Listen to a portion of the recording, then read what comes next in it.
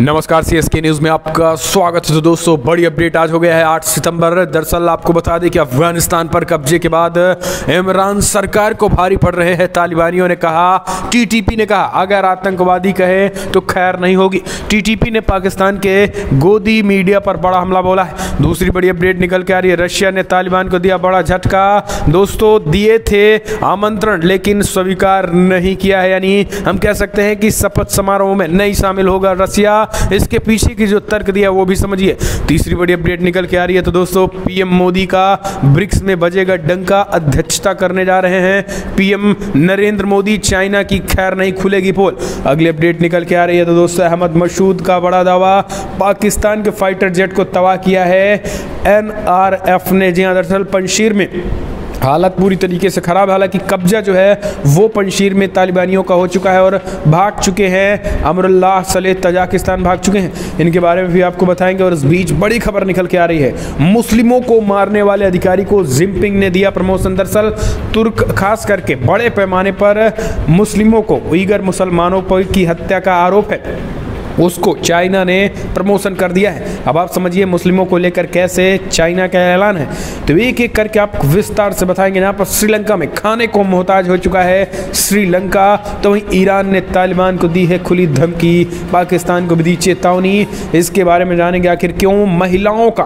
खुला प्रदर्शन, पाकिस्तान और आईएसआई के खिलाफ जोरदार विरोध, तालिबान काबुल की सड़कों पर शुरू हो चुका है, बढ़ गई है मुसीबत इमरान खान की, तो एक एक करके बताएंगे। लेकिन उससे पहले एक छोटा सा निवेदन, अगर आपने चैनल को अभी तक सब्सक्राइब नहीं किया तो चैनल को सब्सक्राइब करें। और अगर आप भी मानते हैं कि प्रधानमंत्री नरेंद्र मोदी के नेतृत्व में न केवल चीन और पाकिस्तान बल्कि चीन और खास करके तालिबान को भी करारा जवाब मिलेगा, तो इस वीडियो को लाइक करके अपना समर्थन दर्ज करें। दरअसल पहली पाकिस्तान को तालिबान का सह करना भारी पड़ गया है। दरअसल अब तालिबान ने दी है पाकिस्तान को धमकी, कहा अगर आतंकवादी कहा तो अंजाम भुगतने के लिए तैयार रहना। दरअसल बोया पेड़ बबूल का तो आम कहाँ से खोजिए। दरअसल दूसरे के लिए अगर आप गड्ढा खोदेंगे तो आप उसका परिणाम लेने के लिए तैयार है। दरअसल आपको बता दें, तालिबान सरकार बनाने की तैयारी में अफगानिस्तान में तालिबान के आने का असर पाकिस्तान में दिख रहा है। पाकिस्तान के हाल ही के दिनों में कई आतंकवादी हमले हुए हैं। इन हमलों के पीछे तहरीके तालिबान पाकिस्तान यानी टीटीपी का नाम सामने आया है। सबसे हालिया आतंकी हमले में 5 सितंबर को एक आत्मघाती हमलावर ने दक्षिणी पश्चिमी पाकिस्तान के क्वेटा के पास एक सुरक्षा चौकी के पास विस्फोट कर लिया, जिनमें पाकिस्तान के 4 सुरक्षाकर्मी की मौत हो गई और 15 लोग घायल हो गए थे। लेकिन अब इसको देखते हुए वहाँ की मीडिया ने टीटीपी को आतंकवादी संगठन बताया, यानी एक तालिबान जो है पाकिस्तान के लिए गुड है, एक तालिबान बैड है। टीटीपी को बैड तालिबान बताया है और उसे आतंकवादी करार दिया। हालांकि अब टीटीपी ने सीधा सीधा धमकी दे दी है। टीटीपी ने पत्रकारों और मीडिया, पाकिस्तानी मीडिया को चेतावनी देते हुए धमकी दी। उन्होंने कहा कि आतंकवादी संगठन कहना बंद करो।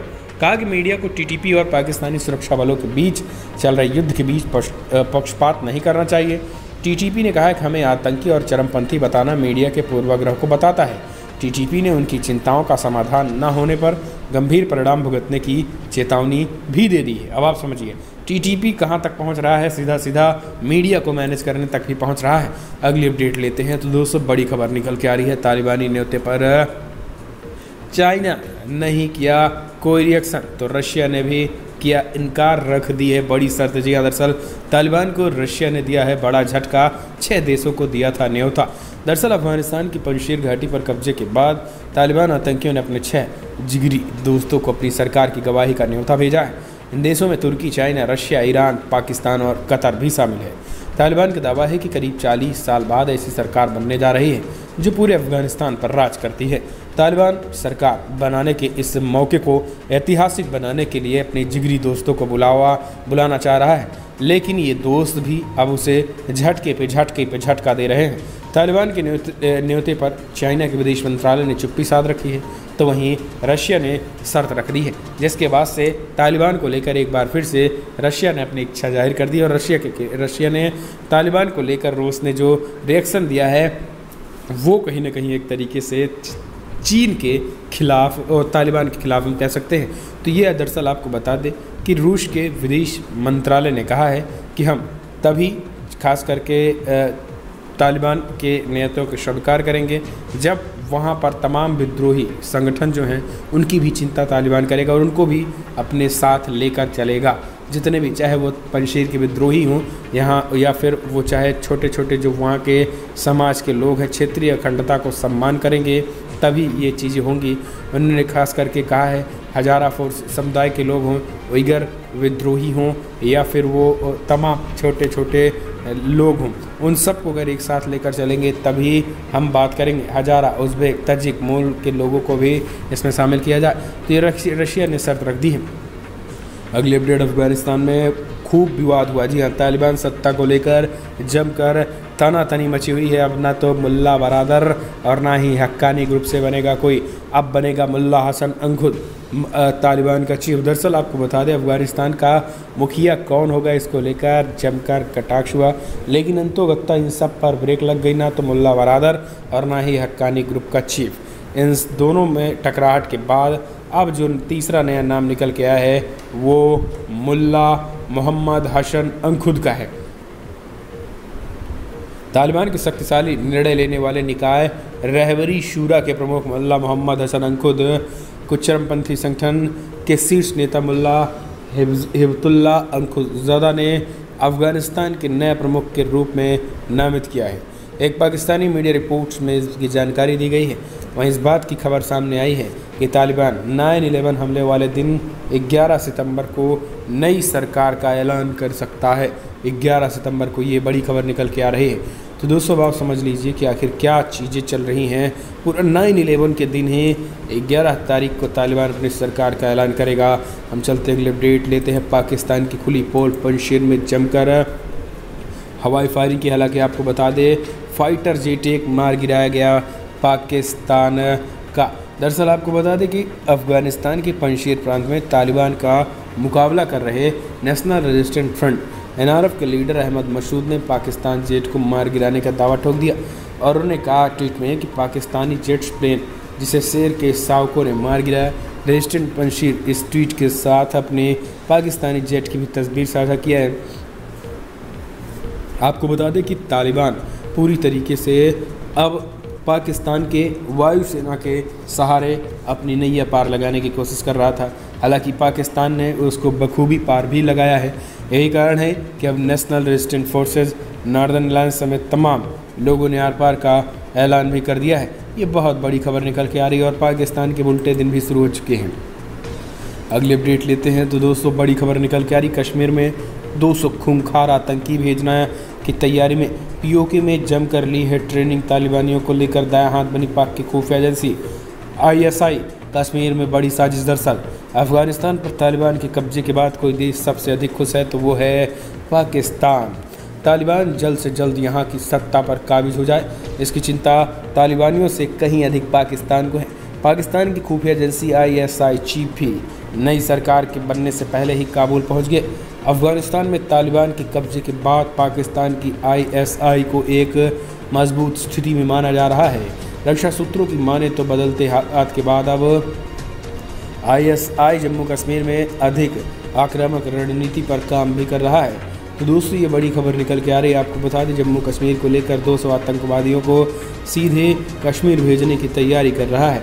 अगली अपडेट लेते हैं। तो दोस्तों मुसलमानों को मारने वाले अधिकारी को जिनपिंग ने दिया प्रमोशन। जी हाँ, मुसलमानों के खिलाफ चाइना का बहुत बड़ा कदम उठाया है। चाइना ने उइगर मुसलमानों का नरसंहार करने वाले आर्मी ऑफिसर को शी जिनपिंग ने प्रमोशन दे दिया है। भारत से लगी सीमा पर सेना की जिम्मेदारी सौंप दी है। चीन की सरकारी मीडिया की रिपोर्ट्स के मुताबिक शिनजियांग प्रांत में उइगर विद्रोह को कुचलने वाले आर्मी अधिकारी वांग हाइजियांग के काम से प्रभावित होकर शी जिनपिंग ने उन्हें प्रमोशन दे दिया है और उन्हें भारत से लगती सीमा पर सेना की जिम्मेदारी संभालने के लिए भी भेज दिया है। हालांकि भारत के लिए भी ये चेतावनी के तौर पर ही है, लेकिन आपको बता दें पिछले 10 महीनों से ये चौथा मौका है जब शी जिनपिंग ने भारतीय सीमा से लगती चीन की सीमा पर तैनात अपने सैनिकों के कमांडर को बदला है। कमांडरों के लगातार बदलाव हो रहे हैं। भारत से इस कदर डरा है चाइना। तो दोस्तों हालांकि आपको बता दें कि एक तरीके से इसे देखा जाए तो मुसलमानों के खिलाफ ये चाइना का बहुत बड़ा एक्शन है, क्योंकि चाइना उन लोगों को प्रमोट कर रहा है जो वहाँ के अल्पसंख्यकों पर अत्याचार कर रहे हैं। तो दोस्तों अब आप समझिए कि चाइना की विचारधारा और पाकिस्तान के खिलाफ ये एक बड़ा कदम इसे कह सकते हैं। अगली अपडेट लेते हैं। तो दोस्तों बड़ी खबर निकल के आ रही है, आपको बता दें पंजशीर को लेकर बड़ी खबर आ रही है कि ढह गया है आखिरी किला भी। पंजशीर से मोहम्मद सलेह भाग गए हैं तजाकिस्तान। जी हाँ, दरअसल अफगानिस्तान में तालिबान के खिलाफ प्रतिरोध का आखिरी गढ़ पंजशीर भी लगभग ढह गया है। ये बहुत बड़ी खबर निकल के आई है। पंजशीर माना जा रहा है कि जो आखिरी किला था वो पूरी तरीके से ढह गया है और इसी को देखते हुए अब वो तजाकिस्तान भाग चुके हैं, ऐसी रिपोर्ट्स निकल के आई है। तो ये कहीं ना कहीं एक तरीके से भी बड़ी खबर है। अगली अपडेट लेते हैं। तो दोस्तों तजाकिस्तान में भारतीय वायुसेना का एयरबेस, क्या भारत करेगा पंजशीर के दोस्तों की मदद? जी हाँ, बहुत बड़ी खबर। दरअसल आपको बता दें तालिबानी आतंकियों ने पाकिस्तानी सेना के साथ खूनी हमला करके नेशनल रेजिस्टेंस फ्रंट के विद्रोही नेता अहमद मसूद और अमरुल्लाह सलेह के गढ़ पंजशीर के एक बड़े हिस्से पर कब्जा कर लिया है। तालिबानी कब्जे के बाद पंजशीर के ये दोनों नेता जहां अज्ञात स्थानों पर चले गए हैं, वहीं विद्रोही लड़ाके अब दवा, पानी और भोजन के लिए भी तरस गए हैं। भारत ने नॉर्दर्न अलायंस के ज़माने में अफगानिस्तान के विद्रोहियों की हथियार को लेकर दबाव तक में मदद की थी। अब तालिबान पाकिस्तान नरसंहार के बीच एक बार फिर पीएम मोदी से पंजशीर के विद्रोहियों की मानवीय मदद की मांग उठी हुई है। आपको बता दें कि भारत के लिए पंजशीर की मदद करना कितना बड़ी चुनौतीपूर्ण होगा। दरअसल जवाहरलाल नेहरू विश्वविद्यालय प्रोफेसर अमित भट्टू ने कहा है कि कितनी शर्मनाक बात है कि तजाकिस्तान के फरखोर में भारतीय वायुसेना का एयरबेस है, जहां मजार शरीफ कुछ ही मिनटों में पहुंचा जा सकता है। इसके बाद भी हमने अपने दोस्तों को अकेला छोड़ने का विकल्प चुना। हथियार तो भूल जाइए, पंजशीर के विद्रोहियों को ना तो सहायता दी और ना तो दवा और ना ही उन्हें वहां से निकालने में मदद की। अब आशा की एकमात्र किरण प्रधानमंत्री मोदी हैं जो कदम उठा सकते हैं। मंटू ने कहा है कि अगर हम अपने दोस्तों तक पहुंचने के लिए फरखोर का इस्तेमाल नहीं कर सकते तो इसे हवाई ठिकाने का क्या मतलब है। इस तरीके से उन्होंने ये मेंशन करते हुए ये बताया है कि हमें तत्काल जो है पंजशीर के लोगों की मदद करनी चाहिए। तो दोस्तों अब आप कमेंट के माध्यम से प्लीज़ सुझाव दें, आपको क्या लग रहा है, क्या पंजशीर के लोगों की मदद करनी चाहिए या फिर नहीं। कमेंट के माध्यम से अपनी राय दें। अगली अपडेट, श्रीलंका में खाने को मोहताज हुए लोग, राजपक्षे सरकार का देश में भोजन की कमी से इनकार कर दिया है। दरअसल श्रीलंका के राष्ट्रपति गोतबाया राजपक्षे ने 30 अगस्त 2021 को देश के सार्वजनिक सुरक्षा अध्यादेश में निहित शक्तियों का इस्तेमाल करते हुए जरूरी खाद्य पदार्थों के वितरण के संबंध में आपातकालीन नियम लगा दिए हैं। इसके बाद सरकार ने गारंटी कीमतों पर धान, चावल और चीनी सहित जरूरी खाद्य पदार्थों का स्टॉक खरीदा है। सरकार का कहना है कि बाजार की अनियमितताओं और जमाखोरों पर रोक लगाकर जनता को रियायती दर पर जरूरी खाद्य पदार्थ उपलब्ध कराने की हर संभव कोशिश की जा रही है। श्रीलंकाई सरकार ने देश में भोजन की कमी से इनकार किया है, लेकिन आम लोग केरोसिन तेल से लेकर चावल तक को लेकर तरस रहे हैं। श्रीलंका बड़े आर्थिक संकट की ओर बढ़ता दिखता जा रहा है। राष्ट्रपति राजपक्षे ने सेना के टॉप अधिकारी को धान, चावल, चीनी सहित अन्य उपभोक्ता वस्तुओं की आपूर्ति के समन्वय के लिए नियुक्त कर दिया है। अगली अपडेट ले लेते हैं। तो दोस्तों काबुल में पाकिस्तान विरोधी रैली तेज, तालिबान की फायरिंग की है, पत्रकारों को भी उठा ले गए। आईएसआई चीफ के खिलाफ चल रहा है प्रदर्शन। दरअसल आपको बता दें तालिबान ने एक बार फिर से अफगानिस्तान में अपनी क्रूरता का प्रदर्शन किया है। काबुल में पाकिस्तान विरोधी रैली के दौरान जमा हुई भीड़ को तितर बितर करने के लिए तालिबान द्वारा फायरिंग की गई। मंगलवार को काबुल के अलग हिस्से में बड़ी संख्या में पाकिस्तान विरोधी प्रदर्शन हुए। स्थानीय मीडिया के मुताबिक तालिबान के लड़ाकों द्वारा काबुल में राष्ट्रपति पैलेस के पास फायरिंग की गई। यहाँ पर बड़ी संख्या में प्रदर्शनकारी मार्च कर रहे थे। राष्ट्रपति पैलेस के पास ही काबुल सेरेना होटल है, जहाँ पर पाकिस्तान खुफिया एजेंसी आईएसआई के प्रमुख पिछले एक हफ्ते से रुके हुए थे। वहीं तालिबान द्वारा प्रदर्शन को कवर कर रहे टोलो न्यूज़ के कैमरा को हिरासत में ले लिया गया है। हालांकि 3 घंटे बाद कैमरा पर्सन को तालिबान ने छोड़ दिया था। तो ये एक बड़ी खबर है।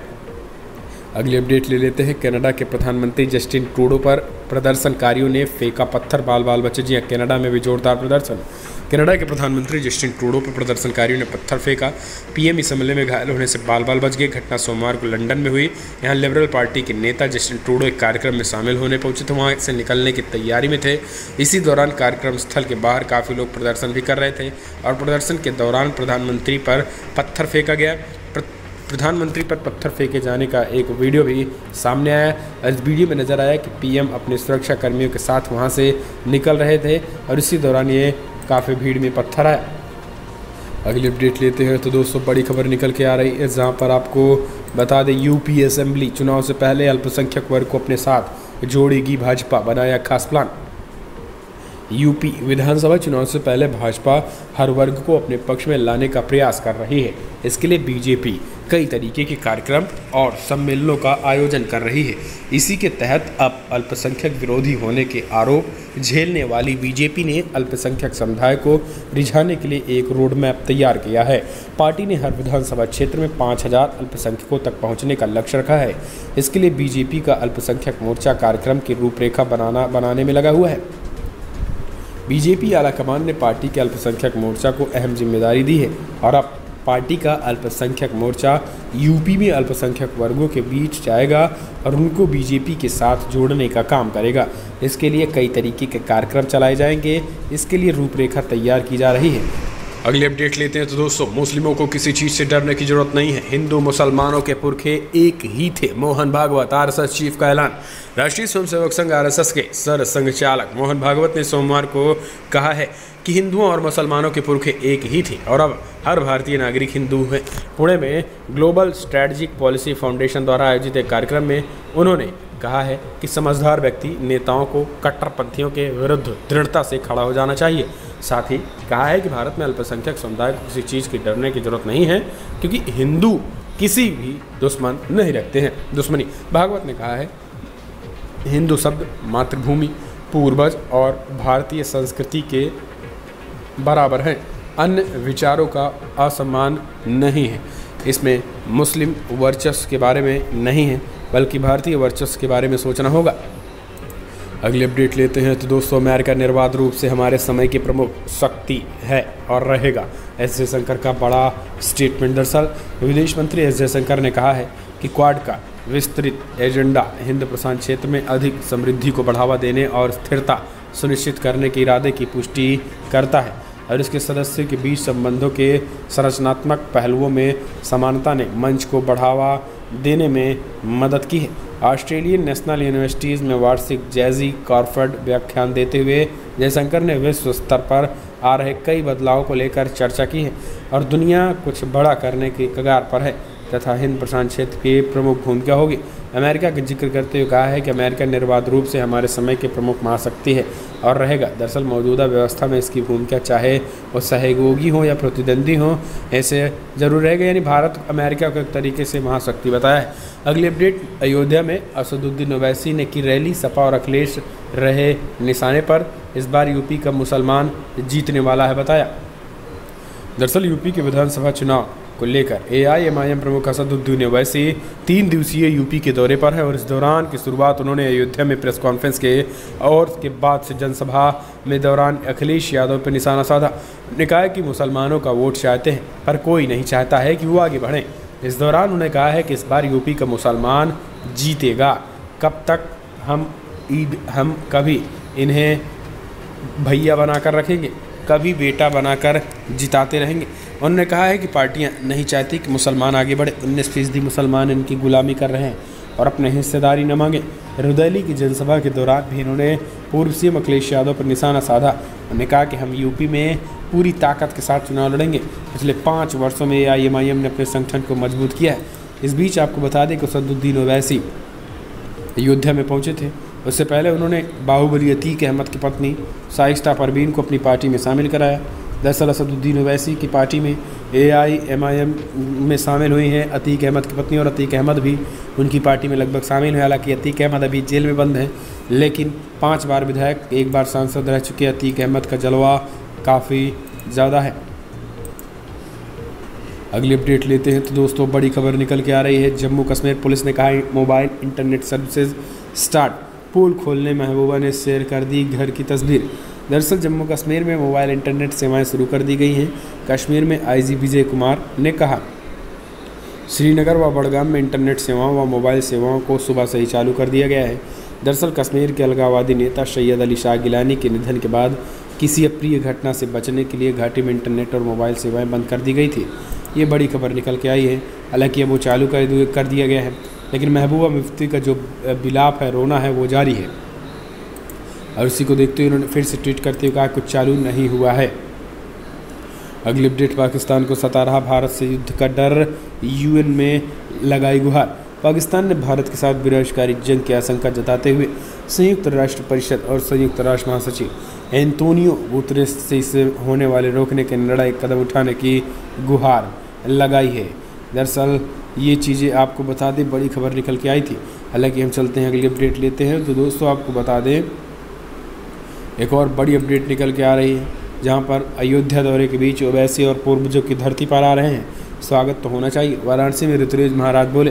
दरअसल ऋतुराज महाराज ने कहा है कि फ़िलहाल ओवैसी जो हैं वो खास करके हिंदुओं के ही धर्म के और पूर्वज हैं, यानी अपने पूर्वजों की धरती पर आ रहे हैं, क्योंकि उनके पूर्वज हिंदू थे, जय श्री राम थे, इसलिए उनका स्वागत होना चाहिए। तो दोस्तों बड़ी खबर में इतना है, लेकिन अगर आपको वीडियो पसंद आया तो लाइक करें, शेयर करें, कमेंट के माध्यम से अपनी राय दें। इस वीडियो इतना ही। जय हिंद, वंदे मातरम।